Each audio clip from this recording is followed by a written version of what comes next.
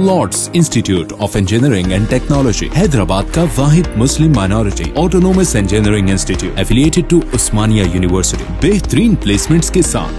नए महीने की शुरुआत के साथ ही अवाम पर महंगाई की एक और मार पड़ी है, क्योंकि एलपीजी के दामों में इजाफा हो गया है। 1 सितंबर से गैर सब्सिडी वाले घरेलू एलपीजी सिलेंडर के दामों में 25 रुपए का इजाफा किया गया। इस इजाफे के बाद अब दिल्ली में 14.2 किलो वाले एलपीजी सिलेंडर के दाम बढ़कर 884.50 रुपए हो गए हैं। इससे पहले 18 अगस्त को सिलेंडर के दामों में 25 रुपए का इजाफा किया गया था। इससे पहले 1 जुलाई को घरेलू गैस की कीमतों में 25 रुपए 20 पैसे का इजाफा किया गया था। अब 14.2 किलो वाला गैर सब्सिडी सिलेंडर दिल्ली और मुंबई में 884 रुपए 50 पैसे और कोलकाता में 911 रुपए और चेन्नई में 900 रुपए 50 पैसे में फरोख्त हो रहा। इससे पहले इन शहरों में घरेलू गैस सिलेंडर बालतरतीब 859 रुपए 50 पैसे, 911 और 875 रुपए में फरोख्त हो रहा था।